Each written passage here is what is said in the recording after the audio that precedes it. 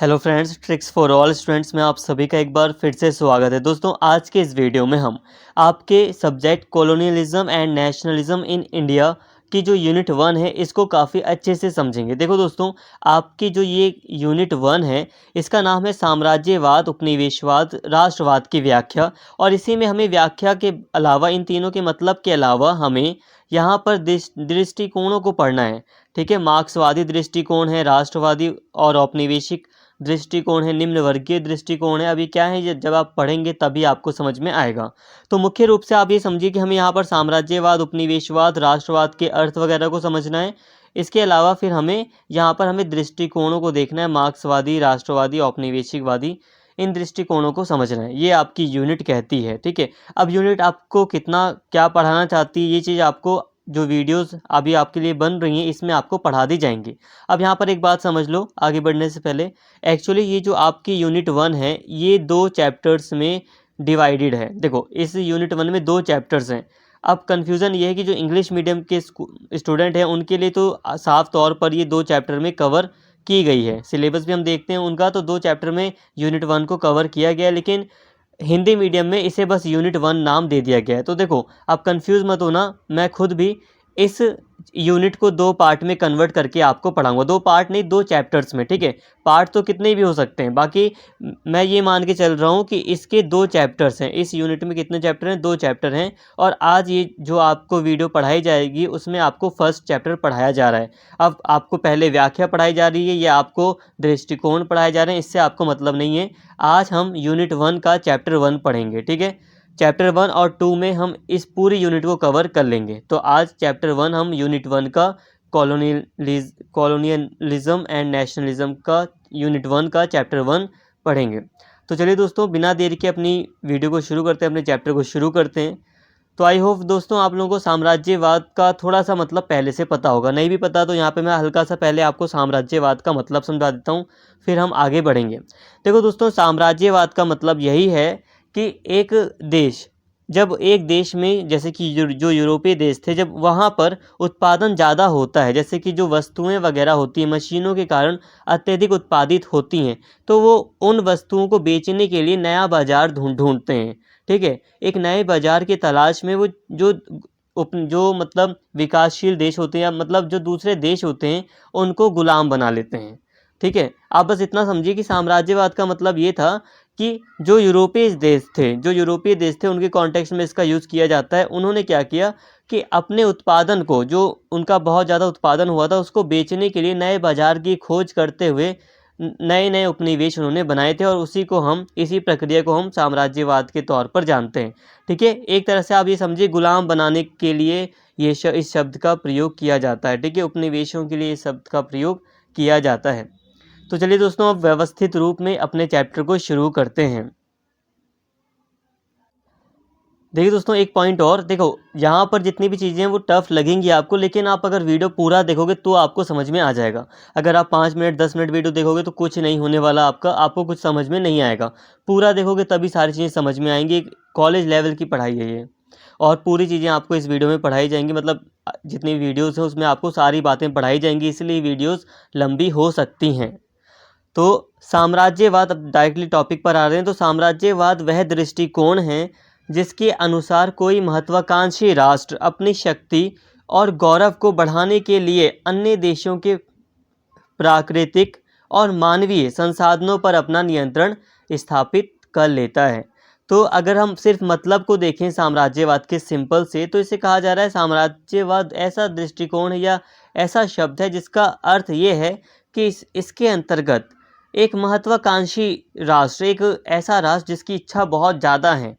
ठीक है, अपनी इच्छाओं को, एक स्वार्थी राष्ट्र भी आप कह सकते हो, एक महत्वाकांक्षी राष्ट्र, एक देश जो अपनी शक्ति को बढ़ाने के लिए, अपनी सम्मान को बढ़ाने के लिए अन्य दूसरे देशों के प्राकृतिक और मानवीय संसाधनों पर अपना कंट्रोल स्थापित करने का प्रयास करता है, इसको हम साम्राज्यवाद कहते हैं। कुल मिलाकर कहा जाए तो एक दूसरे देश को कोई महत्वाकांक्षी राष्ट्र अपना गुलाम बनाने की कोशिश करता है, और उस देश में जो संसाधन है, जो रिसोर्सेज हैं, उन पर अपना नियंत्रण या अपना अधिकार जमाने की कोशिश करता है। तो उसको हम साम्राज्यवाद या इम्पीरियलिज्म कहते हैं। 20वीं शताब्दी में शब्द साम्राज्यवाद अपने शाब्दिक अर्थ से ऊपर उठकर कुछ विशिष्ट अंतर्राष्ट्रीय घटनाओं और प्रतिक्रियाओं का वर्णन करने वाला एक तकनीकी शब्द बन गया है। समकालीन संदर्भ में राजनीति शास्त्र संबंधी साहित्य, अंतर्राष्ट्रीय प्रचार तथा पत्रकारिता के क्षेत्रों में इस शब्द का मुख्यतः निंदनीय अर्थ में इस शब्द का प्रयोग होता है। देखिए दोस्तों, सिंपल है। जो 20वीं शताब्दी आई तो 20वीं शताब्दी में साम्राज्यवाद ने एक अलग ही अर्थ ले लिया, काफ़ी जटिल इसका अर्थ हो गया और इसी को आज हम काफ़ी डिटेल में कवर करते हैं। और फिर अब अगर हम समकालीन स्थिति को देखें, अगर हम आज के टाइम पीरियड की बात करें तो साम्राज्यवाद का जो अर्थ है वो एक निंदनीय, साम्राज्यवाद का जो शब्द है उसकी एक निंदा करने के लिए एक प्रयोग किया जाता है। मतलब एक बेकार शब्द या एक बेकार अर्थ इसका माना जाता है। मतलब अगर कोई आपको कहे कि आपका देश साम्राज्यवादी है तो इसमें क्या होगी, इसमें एक निंदा छुपी हुई है, ठीक है, इसमें एक बुराई छुपी हुई है, इसमें एक तरह से एक निंदा की जा रही है किसी देश की। तो साम्राज्यवाद का यूज़ आज के टाइम पर एक निंदा करने के लिए किया जाता है। वैसे 20वीं शताब्दी का मतलब आपको मैं बता दूं, 1900 से लेकर सन 1901 से लेकर जो 2000 तक का जो टाइम पीरियड है उसको हम कहेंगे 20वीं शताब्दी, ठीक है। सन 1901 से लेकर 2000 तक, ये जो 100 साल का जो ये टाइम पीरियड है इसको हम 20वीं शताब्दी कहेंगे।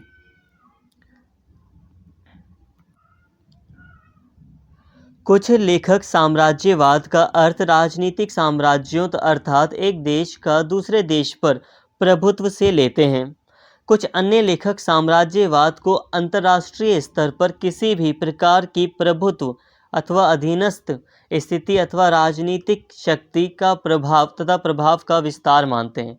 तो कुछ लेखक हैं जो मानते हैं कि एक देश अपना प्रभाव या अपना प्रभुत्व स्थापित कर ले दूसरे देश के ऊपर, जैसे कि भारत अगर पाकिस्तान के ऊपर अपना प्रभुत्व स्थापित कर ले, कल्पना कीजिए, तो उसको हम साम्राज्यवाद मान सकते हैं कुछ लेखकों के अनुसार। और कुछ लेखक मानते हैं कि जो साम्राज्यवाद है उसको अंतर्राष्ट्रीय स्तर पर एक तरह से अपना प्रभुत्व स्थापित करने के लिए या दूसरे राष्ट्रों को अपने अधीन बनाने की स्थिति से संबंधित इसके अर्थ को हम समझ सकते हैं। मतलब जैसे कि इंग्लैंड ने अपना वर्चस्व स्थापित करने के लिए कई देशों को उसने गुलाम बनाया, ठीक है। अपना प्रभुत्व दूसरे देशों पर स्थापित तो करना उसका एक उद्देश्य था ही, लेकिन विश्व में सब अपने आप को बड़ा साबित करना, विश्व में अपने आप को शक्तिमान बनाना, ये भी उसका एक उद्देश्य था। 18वीं शताब्दी के बाद ब्रिटेन द्वारा एशिया तथा और अफ्रीका के देशों पर उपनिवेशी साम्राज्य स्थापित करने के बाद साम्राज्यवाद को ब्रिटिश उपनिवेशवाद के साथ जोड़ा जाने लगा। यद्यपि साम्राज्यवाद को राजनीतिक प्रभुत्व के साथ जोड़कर विशेषता उपनिवेशवाद के संदर्भ में समझना गलत नहीं है, तथापि साम्राज्यवाद का अर्थ अधूरा है। साम्राज्यवाद केवल एक राज्य द्वारा दूसरे राज्य पर विजय मात्र नहीं है। देखिए दोस्तों, 18वीं शताब्दी के बाद की अगर हम बात करें तो 19वीं शताब्दी के आसपास की, तो अब ब्रिटेन ने जब बड़े पैमाने पर दूसरे देशों में अपने उपनिवेश बनाए, मतलब दूसरे जो कॉन्टिनेंट थे एशिया अफ्रीका, यहाँ पर उसने अपने जो उपनिवेश बनाए उसके कॉन्टेक्स्ट में साम्राज्यवाद का अर्थ समझा जाने लगा। मतलब ब्रिटेन के उपनिवेशवाद से इस शब्द के अर्थ को जोड़ा जाने लगा था। लेकिन फिर भी एक देश का दूसरे देश को गुलाम बना लेना ही साम्राज्यवाद का मात्र अर्थ नहीं होता। वैसे मेन अर्थ यही है। वर्तमान अध्ययन के संदर्भ में साम्राज्यवाद का संबंध आधुनिक युग में इंग्लैंड, यूरोप और बाद में अमेरिका में उभरे उदारवादी पूंजीवादी राज्यों से है, जहां औद्योगिक क्रांति के बाद एक विशेष प्रकार की अर्थव्यवस्था, पूंजीवादी अर्थव्यवस्था का विकास हुआ, जिसके परिणाम स्वरूप इन देशों ने व्यापार, औद्योगिक उत्पाद तथा पूंजी के दृष्टिकोण से 18वीं शताब्दी के बाद विश्व के अविकसित देशों पर अपना आर्थिक, राजनीतिक तथा सांस्कृतिक प्रभुत्व स्थापित कर लिया। तो देखिए दोस्तों, वर्तमान अगर संदर्भ में अगर हम देखें तो साम्राज्यवाद का जो अर्थ है, वो साम्राज्यवाद का जो संबंध है वो किन देशों से जोड़ा जाता है, जिन्होंने दूसरे देशों को गुलाम बनाया था, उपनिवेश बनाए थे, जहाँ पर जिन देशों ने, तो इंग्लैंड ही तो सबसे आगे था, उसमें इंग्लैंड था और यूरोप के जो दूसरे देश थे जैसे कि फ्रांस, स्पेन, पुर्तगाल हॉलैंड, हॉलैंड मतलब नीदरलैंड, ठीक है। और दूसरे जो राष्ट्र थे यूरोप के, वो जर्मनी वगैरह भी, फिर बाद में अमेरिका भी शामिल हो जाता है इसमें। और इसी बीच, तो इसी कारण से साम्राज्यवाद का अर्थ इन देशों के साथ जोड़ा जाता है, लेकिन साथ में ही इन देशों में जो औद्योगिक क्रांति आई थी उसका भी एक बड़ा योगदान था ना साम्राज्यवाद को बढ़ावा देने में। तो इसलिए साम्राज्यवाद का जो संबंध है वो आधुनिक युग में जो इंग्लैंड है, यूरोप है, अमेरिका है, और यहाँ पर जो नीतियाँ, जो उदारवादी और पूंजीवाद की जो नीतियाँ आई थी जिससे औद्योगिक क्रांति को बढ़ावा मिला था, उससे भी जोड़ा जाता है। मतलब साफ साफ कहा जाए तो साम्राज्यवाद को पूंजीवादी अर्थव्यवस्था के साथ जोड़ा जाता है, देखा जाता है, ठीक है। समझो इस बात को, क्योंकि पूंजीवादी अर्थव्यवस्था में उत्पादन ज़्यादा होता है, और उत्पादन ज़्यादा होने के लिए उस सामान को बेचना पड़ेगा, और सामान बेचने के लिए हमें नए बाज़ार की आवश्यकता पड़ेगी। और नया बाज़ार कहाँ मिलेगा? नए बाज़ार की आवश्यकता हमें देशों को गुलाम बनाने के लिए प्रेरित करेगी। तो इसीलिए उपनिवेश बनाए गए थे।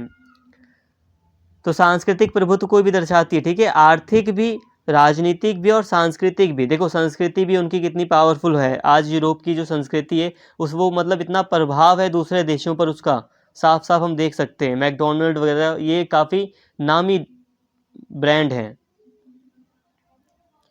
20वीं शताब्दी में उदारवाद तथा मार्क्सवाद ने साम्राज्यवाद को अपने अपने दृष्टिकोण से परिभाषित किया। साम्राज्यवाद की सटीक व्याख्या का श्रेय लेनिन को जाता है। द्वितीय विश्व युद्ध और विशेषतः उपनिवेशवाद के पतन के बाद साम्राज्यवाद राजनीति साहित्य में एक निंदनीय शब्द बन गया।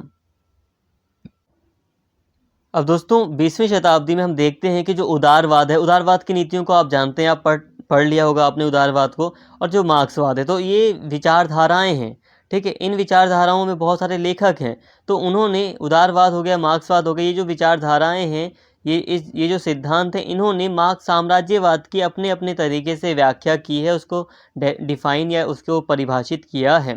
लेकिन फिर भी जो मार्क्सवाद से संबंधित, मार्क्सवादी विचारधारा से संबंधित जो लेखक हैं, जो विचारक रहे हैं रूस के, लेनिन, इनको ये श्रेय दिया जाता है कि इन्होंने काफ़ी सटीक व्याख्या दी है साम्राज्यवाद की। और सेकेंड वर्ल्ड वॉर के बाद, द्वितीय विश्व युद्ध के बाद, विशेषतः उपनिवेशवाद के पतन के बाद साम्राज्यवाद राजनीति साहित्य में एक निंदनीय। अब देखो सेकेंड वर्ल्ड वॉर हुआ, उसके बाद हम देखते हैं कि कई सारे नए देश आज़ाद होते हैं, उपनिवेशवाद का अंत हो जाता है। तो उसके बाद हम देखते हैं साम्राज्यवाद का जो शब्द है वो विश्व राजनीति में एक निंदनीय शब्द बन जाता है। अब कभी भी देखो, जो इंग्लैंड है हो गए या अमेरिका हो गए, ये लोग खुद, ये जो राष्ट्र हैं, ऑफिशियली ये लोग साम्राज्यवाद के ऊपर कुछ खास बोलते नहीं। क्यों नहीं बोलते? क्योंकि यही तो साम्राज्यवादी देश थे, और ये शब्द आज के टाइम पर एक निंदनीय शब्द है, बेकार शब्द माना जाता है। तो इसीलिए तो यहाँ तक दोस्तों हो सकता है आपको काफ़ी बातें समझ ना आई हों। सिर्फ इतना आपको समझ में आया हो कि साम्राज्यवाद का मतलब होता है कि एक देश जब दूसरे देश को गुलाम बना ले, एक देश दूसरे देश पर अपना प्रभुत्व स्थापित कर ले, या एक देश दूसरे देश पर अपना प्रभुत्व जमा कर विश्व में अपना वर्चस्व को बढ़ाने की कोशिश करे, तो इसको हम साम्राज्यवाद या इम्पीरियलिज्म के नाम से जानते हैं। तो यहाँ तक आपको थोड़ी बातें समझ में आई होंगी, उम्मीद करता हूँ थोड़ी बातें आपको समझ में आई होंगी। और एक और चीज़ हो सकता है बहुत लोगों को उदारवाद और मार्क्सवाद नहीं भी पता हो, लेकिन फिर भी मैं आपको हिंट के तौर पर बता दूं। डिटेल में तो ऑलरेडी वीडियोस बनी हैं, हिंट के तौर पर मैं बता दूं। जो उदारवाद है वो पूंजीवाद की बात करता है, पूंजीवाद को बढ़ावा देने की बात करता है, ठीक है। और जो मार्क्सवाद है वो समाजवाद की बात करता है। देखो उदारवाद बात करता है कि फ्रीडम ज़्यादा होना चाहिए, और जो राज्य है, जो सरकार है, उसको कम से कम बाजार में हस्तक्षेप करना चाहिए। मतलब ये निजी पूंजी की बात करता है उदारवाद। और जो मार्क्सवाद है वो बात करता है कि समाज में समानता लाने के लिए ज़्यादातर जो काम है वो सरकार को अपने हाथ में ले लेने चाहिए। उदारवाद बात करता है ज़्यादातर चीज़ें प्राइवेट सेक्टर में होनी चाहिए, मार्क्सवाद बात करता है ज़्यादातर चीज़ें सरकार के हाथ में होनी चाहिए। इतना याद रखना कि जो स्वतंत्रता है वो नागरिकों को उदारवाद ज़्यादा देता है, ठीक है। ज़्यादा स्वतंत्रता आपको उदारवाद के अंतर्गत मिलेगी। और समानता की बात की जाए तो वो आपको यहाँ पर देखने को मिलेगी। अब यहाँ तक हमने काफ़ी बातें समझ ली, थोड़ी सी डेफिनेशन को देख लेते हैं। देखो दोस्तों, समझ आए ना आए, अब बस आप यहाँ पर थोड़ा देख लो, क्योंकि मेन चीज़ें अभी ये नहीं है, आगे जितनी बातें होंगी वो ज़्यादा इंपॉर्टेंट होंगी। तो आप ये ना सोचें कि ये चैप्टर आपको हार्ड लग रहा है, आपको कुछ नहीं आता, ऐसा कुछ मत सोचो। अब डेफिनेशन है, डेफिनेशन समझ आए ना आए, आपको बस 1 या 2 डेफिनेशन रटनी है, ठीक है, ताकि आप एग्ज़ाम में लिखें तो आपको काफ़ी अच्छे मार्क्स मिलें। शूमैन अगर एक विचारक है, इनके अनुसार अगर हम बात करें तो पाश्चात्य राजनीति, राष्ट्रीय राज्यों, पाश्चात्य मतलब जो पश्चिमी यूरोप के संस्कृति है, अमेरिका भी शामिल है इसमें, ठीक है। पाश्चात्य राष्ट्रीय राज्यों द्वारा संसार की गैर जातियों पर सैन्य शक्ति द्वारा अपनी शक्ति का आरोपण करना ही साम्राज्यवाद है। देखो दोस्तों, पाश्चात्य जो यूरोप है या जो अमेरिका है, उनको छोड़कर दूसरे जो संसार था, दूसरा जो विश्व था, उसमें जो लोग रह रहे थे, उनके ऊपर सेना का फोर्स दिखाकर, सेना का डर दिखाकर, अपनी सेना के बल पर इन देशों ने, जो पश्चिमी यूरोपीय देश थे या जो अमेरिका था, इन देशों ने अपनी शक्ति का प्रदर्शन करते हुए जब दूसरे देशों को अपने अंडर में लिया, तो इसी को साम्राज्यवाद कहा जाता है इनके अकॉर्डिंग, शूमैन के अकॉर्डिंग। बर्नस के अकॉर्डिंग अगर हम बात करें तो विविध प्रदेशों तथा जातियों के क्षेत्र में कानून और शासन की एक ही व्यवस्था को साम्राज्यवाद कहते हैं। मतलब एक बहुत बड़ा क्षेत्र, मान लो ये विश्व है, तो विश्व का एक बहुत बड़ा क्षेत्र, यहाँ पे इंग्लैंड था, यहाँ पे भारत था, बगल में पाकिस्तान, मतलब भारत में तो पाकिस्तान, बांग्लादेश, ये सब पहले ही शामिल थे, श्रीलंका को भी ले लो, तो इतना बड़ा एरिया है। अब यहाँ पर भी ले लो और इंग्लैंड वगैरह को भी ले लो, तो कानून में काफ़ी समानता, मतलब इंग्लैंड में जो कानून बनते थे वो यहाँ इन देशों के लिए बनाए जाते थे, दूसरे देशों के लिए बनाए जाते थे। तो मतलब एक स्टेट से बहुत सारे स्टेट में जब कानून व्यवस्था फैल जाए एक बड़े विश्व में, तो उसको साम्राज्यवाद कहा जाता है, इसके इनके बर्नस के अकॉर्डिंग। डेफिनेशन इतनी आसानी से समझ नहीं आती। लेनिन की बात करें तो साम्राज्यवाद पूंजीवाद का चरमोत्कर्ष है। देखो यहाँ पे काफ़ी अच्छे से समझ में आ रहा है। लेनिन जो थे रूस के राष्ट्रपति भी रह चुके थे, तो इन्होंने साम्राज्यवाद पर एक अपनी डेफिनेशन दी है। इन्होंने कहा है जो साम्राज्यवाद है वो पूंजी का चरमोत्कर्ष है। देखो, इनका चरमोत्कर्ष का मतलब होता है सबसे जब ऊंची ऊंचाई पर कोई चीज़ पहुंच जाती है तब। इनका अकॉर्डिंग जो पूंजीवाद है, जब पूंजीवाद अपने चरमोत्कर्ष पर होता है तब साम्राज्यवाद की उत्पत्ति होती है। इसे अभी हम आगे काफ़ी डिटेल में कवर करेंगे। शॉर्टकट में बताऊं तो जब पूंजीवाद बढ़ता है, तो क्या होगा, पूंजीवाद में उत्पादन ज़्यादा होगा, और उत्पादन को खपत करने के लिए, उत्पादन को बेचने के लिए हमें नए बाजार की आवश्यकता पड़ेगी। तो जब पूंजीवाद अपने सर्वोच्च लेवल पर होगा, सबसे ऊंचाई पे होगा, जब पूरी तरह पूंजीवाद हो जाएगा, तो दूसरे नए बाजार की आवश्यकता पड़ेगी सामान बेचने के लिए, तो उससे होता है साम्राज्यवाद, ऐसा लेनिन ने कहा है डेफिनेशन में। तो यहाँ आपको काफ़ी बेटर तरीके से समझ में आई होगी ये डेफिनेशन। अगर नहीं भी आई तब भी मैं कहूँगा कि एक याद कर लो, दो याद कर लो, बाकी लेनिन वाली डेफिनेशन आप याद कर लो, बहुत है। ज़रूर नहीं कि आपको सारी डेफिनेशन लिखनी ही पड़े, वैसे तो सब चीज़ें आपको एग्ज़ाम में बना कर ही लिखनी होती हैं, क्योंकि इतना ज़्यादा आप रट नहीं पाओगे। बस आप याद कर सकते हो, समझ सकते हो, 2 बार 3 बार वीडियो देखकर, बस इतना कर सकते हो आगे। दोस्तों अब हम आगे बढ़ रहे हैं और बात कर रहे हैं साम्राज्यवाद पर J.A. हॉब्सन के विचार और सिद्धांत। देखो दोस्तों, यहाँ तक अभी हमने साम्राज्यवाद के अर्थ को समझा। ठीक है, साम्राज्यवाद के अर्थ को समझना ना बहुत आसान है। कम शब्दों में अगर हम बात करें तो गुलाम बनाना, ये ऐसी बातें कर लेते हैं हम साम्राज्यवाद के अंतर्गत। ठीक है, लेकिन हमें एक बड़े लेवल पे पढ़ना है, तो ये साम्राज्यवाद अपने आप में एक पूरी की पूरी परिस्थितियाँ हैं। अब गुलामी के वर्ष, जो भारत ने 200 सालों तक जो गुलामी झेली, विश्व में जो लगभग 300 सालों तक ये जो साम्राज्यवाद का एक लंबा दौर देखा गया, तो ये पूरा का पूरा जो दौर था, इसमें जो प्रमुख घटनाएं हुई, जो चीज़ें इसमें हुई, तो वो सारी विशेषताएं साम्राज्यवाद के अर्थ में आ जाती हैं। ठीक है, साम्राज्यवाद के अर्थ में ये सारी बातें आ जाती हैं जहाँ पर जो आपको दिखाई दे रही हैं, इसीलिए यहाँ पर ये थोड़ा बड़ा हो जाता है। यहाँ तक हमने इसके अर्थ को जितना भी समझा वो ठीक है। अब हम आगे बढ़ रहे हैं। अब देखिए दोस्तों, साम्राज्यवाद के ऊपर कई सारे विचारकों ने अपने अपने विचार दिए हैं। अब यहाँ पर हम कुछ विचारकों की बात कर रहे हैं, जैसे कि हैं J.A. हॉब्सन। ठीक है, इन्होंने अपने विचार साम्राज्यवाद के ऊपर दिया है। अब यहाँ पर ध्यान से समझिए, इन्होंने जो विचार दिए हैं उसको हम सिद्धांत भी कह सकते हैं। जैसे कि अगर हम बात करें कि हॉब्सन का सिद्धांत बताइए साम्राज्यवाद को लेकर, तो आपको यही बातें आपको बतानी पड़ेंगी। इसके अलावा अगर विचार कहा जाए तो आपको विचार भी यही बताना पड़ेगा। तो चाहे विचार कह लो चाहे सिद्धांत कह लो, दोनों का मतलब यहाँ पर एक ही है। तो हम पढ़ रहे हैं J.A. हॉब्सन के विचार, इन्होंने साम्राज्यवाद के बारे में क्या बातें कही हैं। देखो दोस्तों, 20वीं शताब्दी में एक राजनीतिक अभिशाप के रूप में उभरने वाले साम्राज्यवाद के विरोध का श्रेय उन्हीं देशों को जाता है जहां इसका जन्म हुआ। अमेरिका में यह कार्य कार्ल सर्ज में किया ने होगा यहाँ पर, ठीक है, ने किया जब उसने अमेरिका द्वारा 1897 में हवाई, क्यूबा, पोर्टो रिको तथा फिलीपाइंस पर कब्जे का विरोध किया। अब देखिए दोस्तों, यहाँ कहा जा रहा है कि ये जो साम्राज्यवाद का जो विरोध शुरू हुआ या साम्राज्यवाद की जो निंदा शुरू हुई वो उन्हीं देशों से शुरू हुई जिन देशों के द्वारा ये किया जा रहा था। जैसे कि अमेरिका ने 1897 में हवाई, क्यूबा और पोर्टो रिको तथा फिलीपाइंस पर कब्जे का विरोध किया। देखो, अब यहाँ पर कब्जा किया अमेरिका ने हवाई, क्यूबा, फिलीपींस वगैरह में, ठीक है, तो यहाँ पर कब्जा किया तो इसका विरोध किया वहीं के एक व्यक्ति कार्ल सर्ज ने। तो ये क्या था, ये उन्हीं के देशों के द्वारा, उन्हीं के लोगों के द्वारा उनका विरोध किया गया।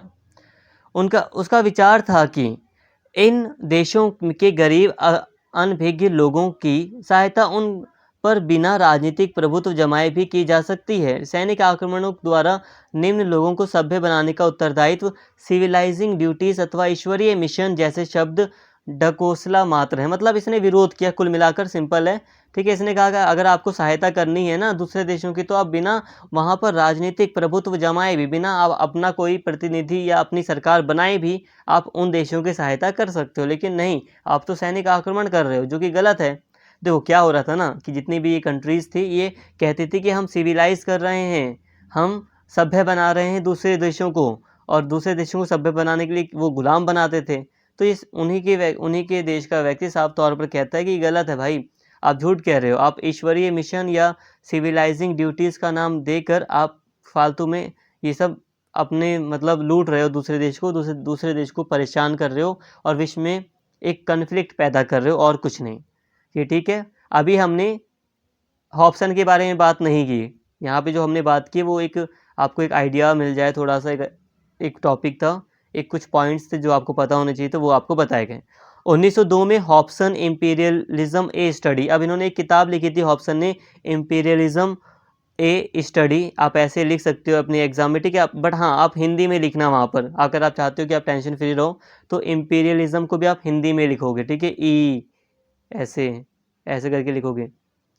नाम से एक महत्वपूर्ण पुस्तक प्रकाशित की। इस पुस्तक में हॉब्सन ने साम्राज्यवाद की उत्पत्ति की रूपरेखा प्रस्तुत की, इसके सिद्धांत तथा व्यवहार की विवेचना की, उपनिवेशों में रहने वाले लोगों पर इसके प्रतिकूल प्रभाव पर चर्चा की तथा साम्राज्यवादी राष्ट्रों पर इसकी नैतिक प्रतिक्रिया पर प्रकाश डाला। अब 1902 में हॉब्सन की एक बुक प्रकाशित हुई, इम्पीरियलिज्म ए स्टडी। इस बुक में हॉब्सन ने साम्राज्यवाद की उत्पत्ति के बारे में बताया कि आखिर इसकी उत्पत्ति कैसे होती है, कैसे हुई है विश्व में, इसके सिद्धांतों को बताया कि साम्राज्यवाद में क्या क्या चीज़ें शामिल होती हैं, ये बताया। इसके अलावा इसने इस पुस्तक में बताया गया कि ये जो उपनिवेश में रहने वाले लोग हैं इन पर इसका कितना प्रतिकूल प्रभाव पड़ा है। जैसे कि अब भारत है तो भारत में ब्रिटिशर्स का उपनिवेश था तो भारतीयों का कितना शोषण हुआ, ये बताया गया इसमें। और जो साम्राज्यवादी राष्ट्र थे उनकी नैतिक प्रतिक्रिया बताई गई कि वो कितने इमोरल हो रहे हैं, अनैतिक हो रहे हैं। ये सारी बातें इनकी किताब में बताई गई थी। हॉब्सन के अनुसार साम्राज्यवाद का मूल सार औद्योगिक दृष्टिकोण से विकसित राज्यों द्वारा निम्न तथा पिछड़ी जातियों प्रजातियों की भूमि एवं प्राकृतिक संसाधनों पर आर्थिक राजनीतिक प्रभुत्व के लिए संघर्ष है। मतलब क्या कह रहा है ये जो हॉब्सन है, इसके अकॉर्डिंग अगर हम बात करें तो ये कहते हैं कि जो साम्राज्यवाद है वो ये जो देश हैं, यूरोपीय देश ले लो, अमेरिका ले लो, जापान ले लो, ठीक है, जापान भी था, तो ये जो औद्योगिक राष्ट्र हैं ये निम्न है और पिछड़ी हुई जो जातियां हैं, जो लोग हैं, उनके संसाधनों पर अपना प्रभुत्व स्थापित करने का प्रयास कर रहे हैं। इससे संघर्ष उत्पन्न हो रहा है और ये संघर्ष ही क्या है, साम्राज्यवाद है, ठीक है। मतलब औद्योगिक देश कमज़ोर देशों को पर अपना राजनीतिक प्रभुत्व स्थापित करने की कोशिश कर रहे हैं, जिससे संघर्ष हो रहा है पैदा, और यही संघर्ष क्या है, साम्राज्यवाद है। इस संघर्ष की आर्थिक जड़ें औद्योगिक देशों द्वारा उन मशीन निर्मित उपभोक्ताओं वस्तुओं की खपत तथा अधिशेष पूंजी के निवेश के लिए बाजार ढूंढना है जिनका वे अपने देश में उपयोग कर पाने में असमर्थ हैं। तो हॉब्सन कहते हैं कि देखो, वो अपनी किताब में अच्छे से बताते हैं कि ये जो साम्राज्यवाद है ना, ये इसलिए पैदा हो रहा है क्योंकि देखो, ये जो औद्योगिक देश हैं जहाँ पर इंडस्ट्रियलाइजेशन हो चुका है, जहाँ पर उद्योग लग चुके हैं बड़े बड़े, तो वहाँ पर हम देखते हैं कि मशीन के द्वारा बहुत बड़े पैमाने पर वस्तुओं का, उपभोक्ता वस्तुओं का निर्माण किया जा रहा है। लेकिन निर्माण इतना ज़्यादा है कि पूरी तरह खपत नहीं हो पाती। मतलब आपने मान लो 100 बिस्किट बनाए, ठीक है, आप यूरोप में रह रहे हो, आप इंग्लैंड में रह रहे हो, कल्पना कीजिए, हकीकत नहीं, आपने 100 बिस्किट बनाए, लेकिन खाने वाले लोग बस 50 हैं। ठीक है, पहले तो 50 के लिए बनाना भी आपके लिए मुश्किल था, लेकिन अब आपने मशीनें लगा ली और आपने 100 बिस्किट बना दिए, लेकिन आपके पास कस्टमर सिर्फ 50 हैं। तो आपका जो 50% का जो सामान बचा, 50 जो बिस्किट आपके बच गए, वो तो ख़राब हो जाएंगे और आपको तो प्रॉफिट चाहिए। पूंजीवाद तो यही कहता है, और उस समय औद्योगिक राष्ट्रों में पूंजीवाद ही चल रहा था। तो इसीलिए अपनी वस्तुओं को बेचने के लिए, ये जो 50 बिस्किट बच गए, आप उसको बेचने के लिए दूसरे बाज़ार तलाश करोगे। दूसरा बाज़ार आपको अपने देश में नहीं मिल रहा। बगल में यूरोप में अगर हम बात करें तो फ्रांस के बगल में इंग्लैंड है, तो इंग्लैंड में तो आपके सामान नहीं खरीदा जाएगा क्योंकि वहाँ पे भी मशीन के द्वारा सामान बेचा जा रहा है। तो आपको नए राष्ट्रों की ज़रूरत है, नए बाज़ार की आवश्यकता है, जो आपसे काफ़ी दूर हो और उसके पास ऐसे सामान की कमी हो। तो स्पेशली जो देश थे, जो पिछड़े हुए लोग थे, उनके पास इस चीज़ की कमी थी और वहाँ पर उन्होंने सामान बेचने के लिए अपनी जो खपत थी उसको वहाँ पर, मतलब उस ज़्यादा करने के लिए, अपनी वस्तुओं को बेचने के लिए नए बाज़ार ढूँढना उन्होंने शुरू किया, और जिसका परिणाम यही निकला कि साम्राज्यवाद आया सामने। ठीक है। हॉब्सन के अनुसार, हॉब्सन की अगर हम बात करें तो हॉब्सन के अनुसार साम्राज्यवाद का मुख्य कारण पूंजीपतियों द्वारा पूंजी निवेश पर अत्यधिक बल तथा अपने ही देश में वेतन भोगी वर्ग द्वारा अल्प उपभोग है। दूसरे शब्दों में, पूंजीपति अपने मुनाफे का एक बहुत बड़ा भाग बजाय वेतन तथा अन्य सुविधाओं के रूप में मजदूरों में बांटने के बजाय उसे निवेश में लगाना चाहते हैं। देखिए दोस्तों, जो हॉब्सन है वो कहता है, या वो बताता है हमें, कि साम्राज्यवाद का जो मुख्य कारण है वो पूंजीपतियों द्वारा पूंजी निवेश पर अत्यधिक बल देने के कारण है। मतलब ये कि पूंजीपति जो हैं, जो अमीर कैपिटलिस्ट क्लास है, वो पूंजी, जो पैसा है, उसमें निवेश कर, उसके द्वारा अलग अलग चीज़ों में निवेश कर रहे हैं, जिसके कारण साम्राज्यवाद को बल मिला है। अब इसे ध्यान से समझो। यहाँ पर हॉब्सन हमें बता रहे हैं, ये इनके द्वारा बताया जा रहा है कि जो ये पूंजीपति लोग हैं, ये जो कैपिटलिस्ट क्लास है, जो बहुत अमीर क्लास है, ये क्या कर रही है कि इनके उद्योगों के द्वारा या इन्होंने जो भी पूंजी अर्जित की है, उसके द्वारा इनको बहुत ज़्यादा प्रॉफिट हो रहा है। ठीक है, इनको प्रॉफिट जो है वो बहुत ज़्यादा हो रहा है, लेकिन ये उस प्रॉफिट को अपने मज़दूरों या जो कर्मचारी हैं उनमें नहीं बांट रहे। उस प्रॉफिट को ये अपने वेतन के जरिए मज़दूरों में नहीं बांट रहे, लेकिन उसकी बजाय ये क्या कर रहे हैं, ज़्यादा से ज़्यादा बचत करने पर ध्यान दे रहे हैं और उस बचत को दूसरे क्षेत्रों में निवेश पर ये ज़्यादा ध्यान दे रहे हैं। मतलब कहने का है कि हॉब्सन बताते हैं कि पूंजीपतियों को मुनाफा बहुत ज़्यादा होता है। अब मुनाफा ये कहाँ जाएगा? कहीं नहीं, क्योंकि ये वेतन तो बहुत कम ही दे रहे हैं। जो मज़दूर वगैरह उसको वेतन कम दे रहे हैं, और जो मज़दूर हैं भाई, वही तो सामान खरीदते हैं। जब उनको वेतन कम मिलेगा तो वो सामान भी कम खरीदेंगे, कम उपभोग होगा। तो इस कारण से क्या हो रहा है, सामान अत्यधिक पैदा हो रहा है और वेतन कम देने के कारण इनके पास मुनाफा बहुत ज़्यादा बच जा रहा है। मतलब पैसा इनके पास बहुत ज़्यादा पूंजीपतियों के पास बच जाता है। तो इसलिए ये लोग अपने देश में, जहाँ पर ये उन्होंने उद्योग वगैरह लगाए थे, वहाँ पर ये अपना पूरा मतलब यूज़ नहीं कर पा रहे। इनके पास सामान बहुत ज़्यादा है, पैसा बहुत ज़्यादा है, तो उसको इन्होंने क्या किया, निवेश करने पर बल दिया। और इस निवेश से ही क्या हुआ, आगे चलकर हम देखते हैं कि साम्राज्यवाद होता है, क्योंकि अब निवेश पर ज़्यादा बल दे रहे हैं। मजदूरों का वेतन कम होने के कारण उनकी क्रय शक्ति सीमित रहती है। मतलब वो खरीद नहीं सकते ज़्यादा चीज़ें, वे अधिक वस्तुएं नहीं खरीद पाते, जिससे देश में खपत ही कम होती है। मतलब भाई, देश में कंज्यूम कम किया जाएगा आपका सामान, बल्कि यह बेकारी, ब्याज, निम्न दरें और आर्थिक गिरावट का भी कारण बनती है। परिणाम स्वरूप अपने ही देश में पूंजी का जो निवेश है वो लाभकारी नहीं रहता। ऐसी स्थिति में हॉब्सन के अनुसार केवल दो विकल्प सामने आते हैं, जो कि उसके अनुसार उचित हैं।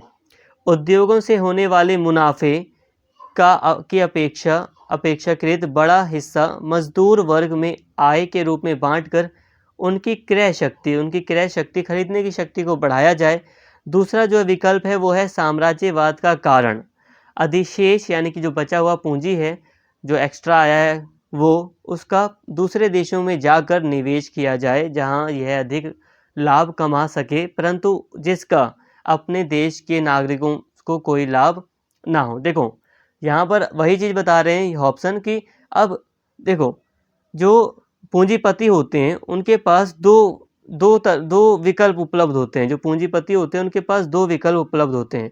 एक ये कि अगर वो अपना सामान पूरी तरह खपत करवाना चाहते हैं तो वो मज़दूरों को ज़्यादा वेतन दें। अगर वो चाहते हैं कि उनका सारा सामान खपत हो जाए, मतलब मज़दूरों के द्वारा यूज़ कर लिया जाए लोगों के द्वारा, और उनका सामान अपने ही देश में ख़त्म हो जाए, तो वो एक काम कर सकते हैं। पहला दो विकल्प हैं, दो विकल्प में से पहला विकल्प है कि वो मज़दूरों की सैलरी बढ़ा दें, मज़दूरों को ज़्यादा वेतन दें, जिससे कि जो उनके पास मुनाफा हुआ है वो मज़दूरों में बढ़ जाए, और मज़दूरों के पास जब पैसा आएगा तो वो ज़्यादा से ज़्यादा सामान खरीदेंगे, ज़्यादा खरीदारी करेंगे तो खपत ज़्यादा होगी, उनका सामान उन्हीं के देश में बिक जाएगा, कोई दिक्कत नहीं है यहाँ पर।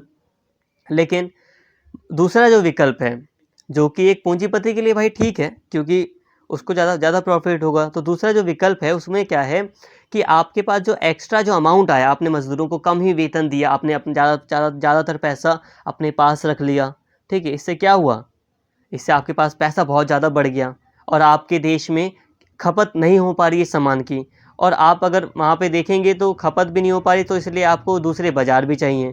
तो अब आपने क्या किया, आप सोचोगे कि अब अपने ही देश में पूंजी इन्वेस्ट करने का, पैसा इन्वेस्ट करने का कोई फ़ायदा नहीं है। यहाँ पे लोगों की क्रय शक्ति, खरीदने की शक्ति भी ज़्यादा नहीं है, क्योंकि यहाँ पे लोगों को वेतन ज़्यादा नहीं मिल रहा ना, तो क्रय शक्ति भी नहीं। तो अब क्या हुआ कि दूसरे देशों में आपने पूंजी, या पूंजीपतियों की बात हो रही है यहाँ पर, तो पूंजीपतियों ने पूंजी निवेश की जहाँ जो उनको ज़्यादा से ज़्यादा प्रॉफिट देती है। और हाँ, जिन देशों में इन्होंने पूंजी निवेश की, उन देशों के लोगों को कोई लाभ ना हो, ऐसी भी व्यवस्था करने का इन्होंने प्रयास किया। तो यही बना साम्राज्यवाद का एक कारण। तो दो विकल्प उपलब्ध होते हैं ऑप्शन के अनुसार, जिसमें से पूंजीपतियों ने दूसरा विकल्प चूज़ किया। यहाँ तक दोस्तों काफ़ी बातें आपको समझाई गई हैं, अभी कंक्लूड भी होगा, बस आप बने रहें वीडियो में। हॉब्सन के अनुसार साम्राज्यवाद का अर्थ उद्योगों के बड़े नियंत्रकों द्वारा विदेशी बाजारों तथा विदेशी निवेश के माध्यम से अपनी अधिशेष पूंजी के निकास के लिए रास्ते खोलना है। देखो यही है कि हॉब्सन कहते हैं कि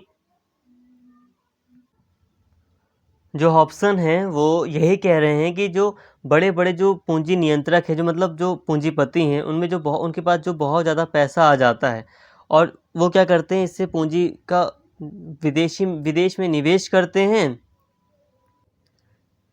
जिससे साम्राज्यवाद को बढ़ावा मिलता है। वैसे तो ये यहाँ पे जो पहले आपको समझाया गया कि विदेशी बाजारों की तलाश और विदेशी पूंजी का निवेश, इसी के द्वारा फिर साम्राज्यवाद होता है, साम्राज्यवाद की गतिविधियाँ होती हैं। तो यहाँ पे ये कह रहे हैं। अब एक चीज़ आ रही दोस्तों, अधिशेष पूंजी। अधिशेष पूंजी वैसे अपने आप में एक बहुत व्यापक अर्थ रखता है, इसलिए इसको मैं समझा देता हूँ। अधिशेष पूंजी का मतलब है कि जो एक्स्ट्रा पैसा है वो जब पूंजीपतियों को मिलता है तो उसे हम कहते हैं अधिशेष पूंजी।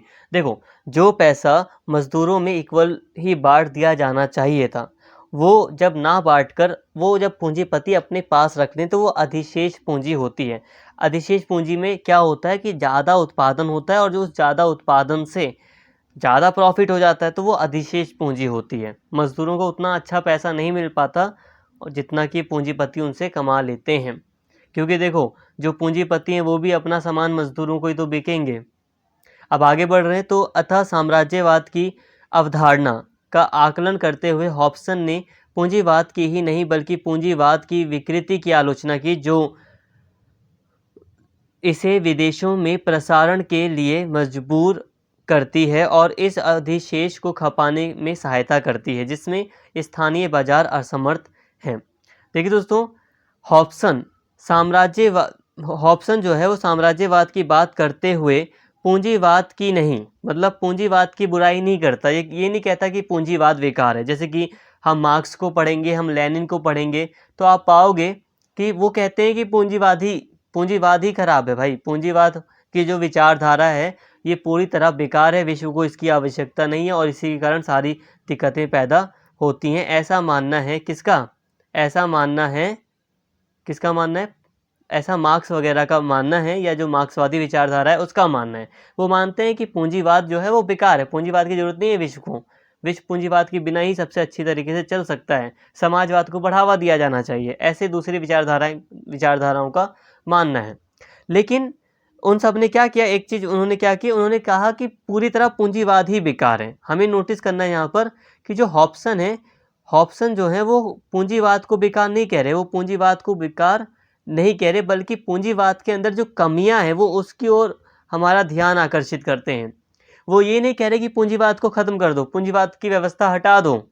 वो कह रहे हैं कि पूंजीवाद में कई सारी विकृतियां हैं, कई सारी कमियां हैं, जिसकी आलोचना हॉब्सन के द्वारा की जाती है। वो कहते हैं कि इसकी सबसे बड़ी कमी यही है कि ये क्या, कि पूंजीवाद में ऐसी व्यवस्था है कि ये अपना जो सामान है, अपना जो अधिशेष का जो सामान है उसको खपाने के लिए विदेशी बाजार की तलाश करती है, क्योंकि स्थानीय बाजार उन वस्तुओं को खपाने में, यूज़ करने में समर्थ नहीं हो पाता, इसलिए ये विदेशी बाजार की तलाश करती है।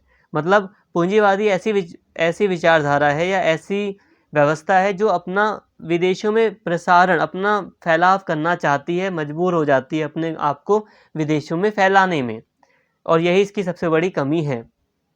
हॉब्सन के अनुसार पूंजीपतियों की अत्यधिक बचत, जो साम्राज्यवाद का मूल कारण है, का यदि विश्लेषण किया जाए तो यह किराए, मुनाफे और कृत्यहीन आय का मिला जुला रूप है, जिसका शारीरिक अथवा बौद्धिक श्रम द्वारा अर्जन न होने के कारण कोई उचित आधार नहीं है। अब देखो दोस्तों, हॉब्सन जो पूंजीपतियों की जो अत्यधिक बचत है, जिसे नॉर्मली अधिशेष कहा गया है, तो उसको उचित नहीं मानते। कहते हैं कि ये जो पैसा है ना, जो एक्स्ट्रा जो पैसा आया, ये बेकार है, इसका कोई उचित आप वजह नहीं दे सकते, क्योंकि इन्होंने ना तो कोई शारीरिक श्रम किया, ना ही कोई बौद्धिक श्रम किया।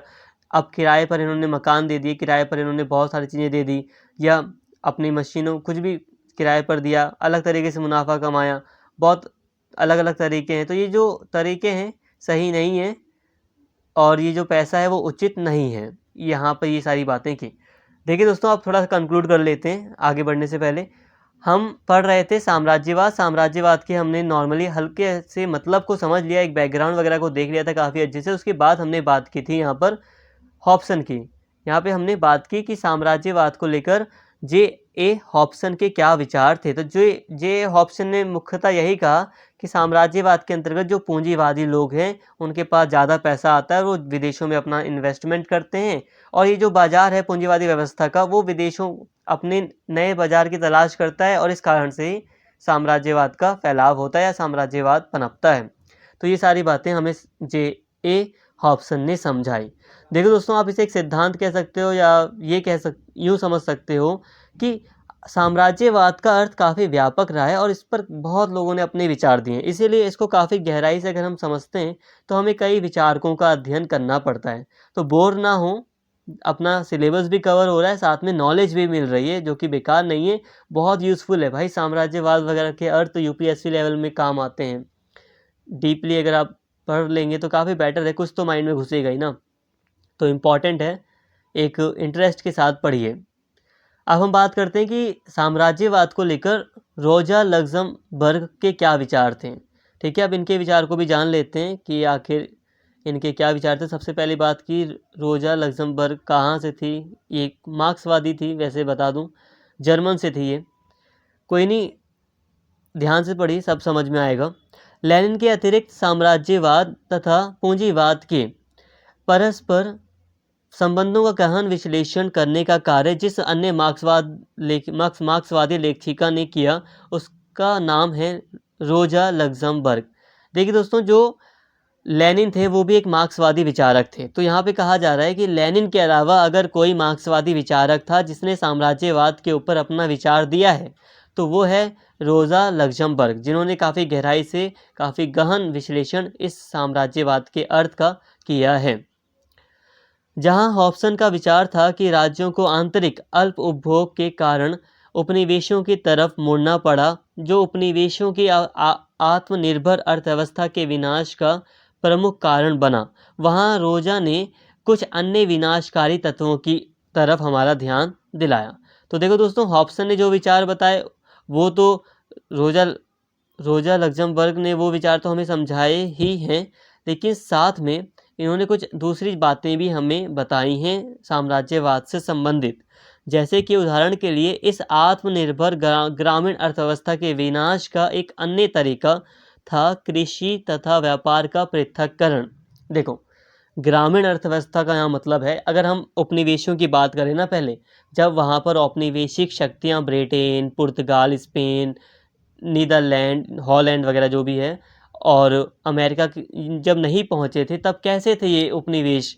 अफ्रीका के ले लो, स्पेशली भारत के लो, तो कैसे थे ये उपनिवेश? ये आत्मनिर्भर ग्रामीण अर्थव्यवस्था पर टिके थे।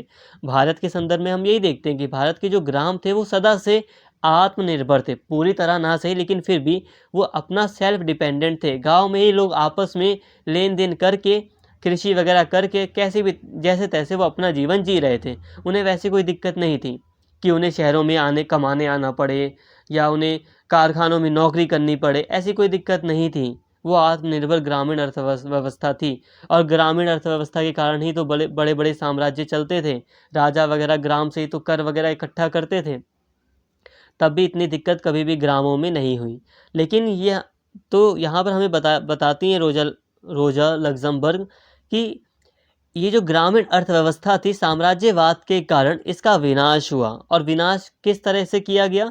एक तरीका था कृषि और व्यापार का पृथक्करण, मतलब कृषि और व्यापार को अलग कर दिया गया, और उनकी उपजाऊ भूमि जो थी वो खनिज पदार्थों तथा श्रम शक्ति पर जबरदस्ती कब्जा जमाना। साम्राज्यवाद के इन तरीकों द्वारा भी उपनिवेशों की जो स्थानीय अर्थव्यवस्था थी उसका विनाश किया गया।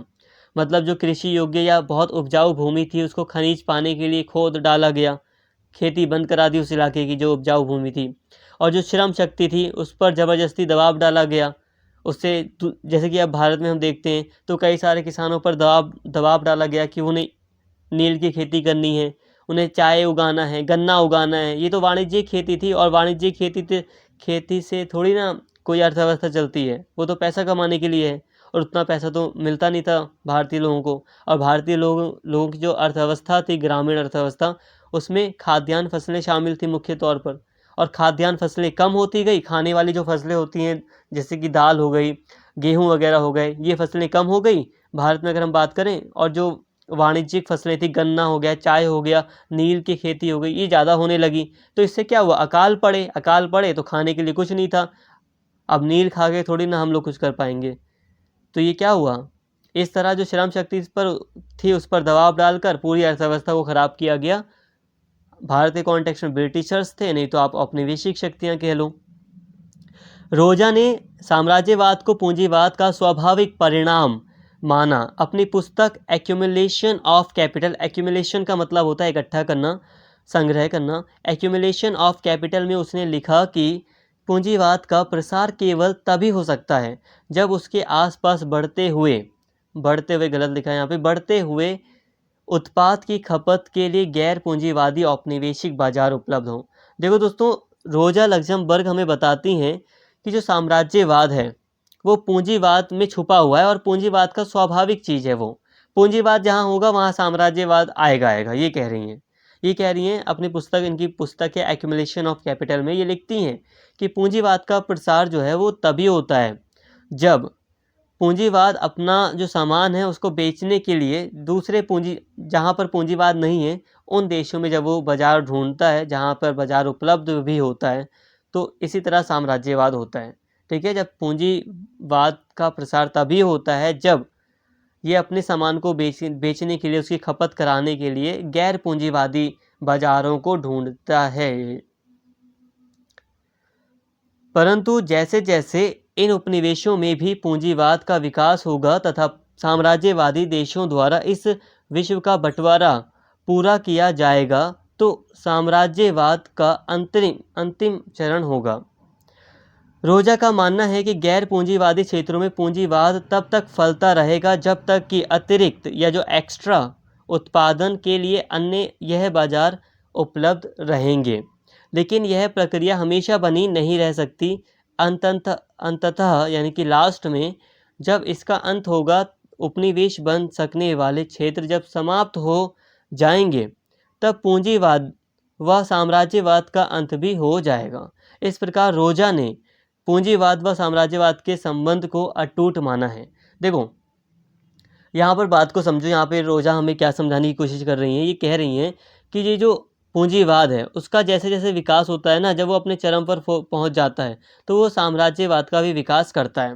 मतलब पूंजीवाद के कारण ही साम्राज्यवाद का विचार, मतलब साम्राज्यवाद का विस्तार होता है, और इससे क्या होता है,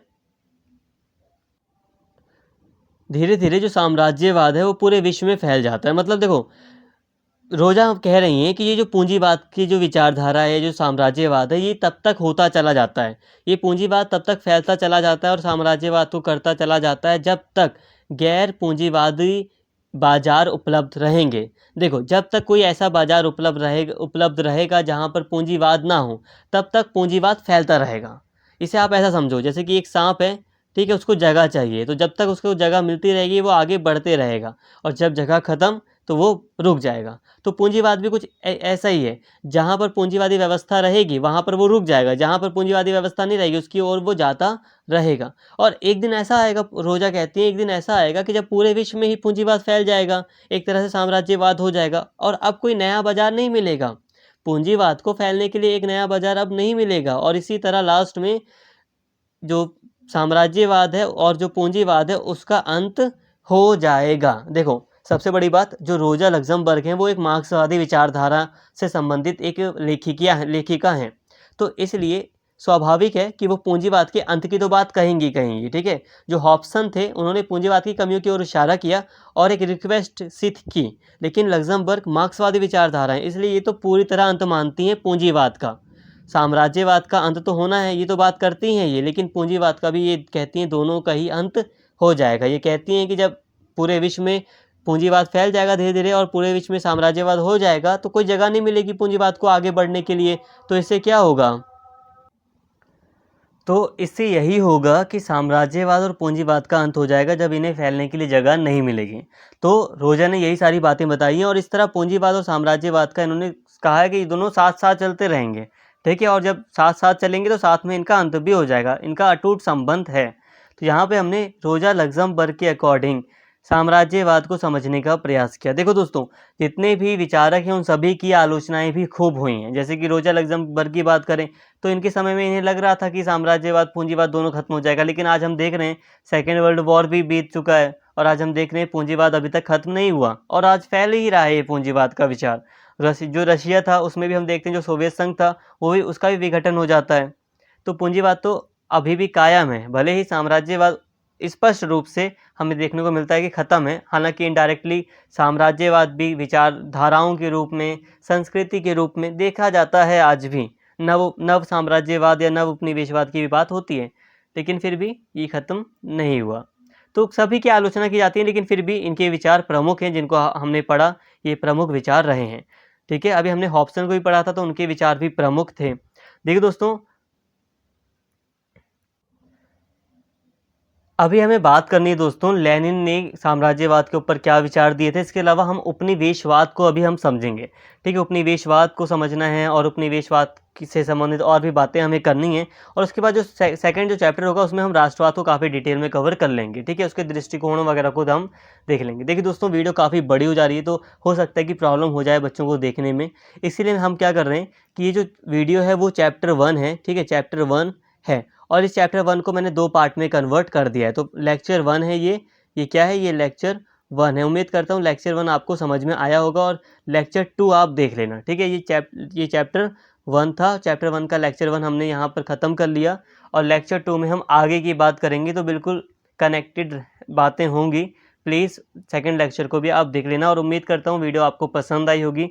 अगर आपको वीडियो अच्छी लगी हो तो प्लीज़ चैनल को सब्सक्राइब कर लें और इस वीडियो को ज़्यादा से ज़्यादा शेयर करें और लाइक करें। Thank you.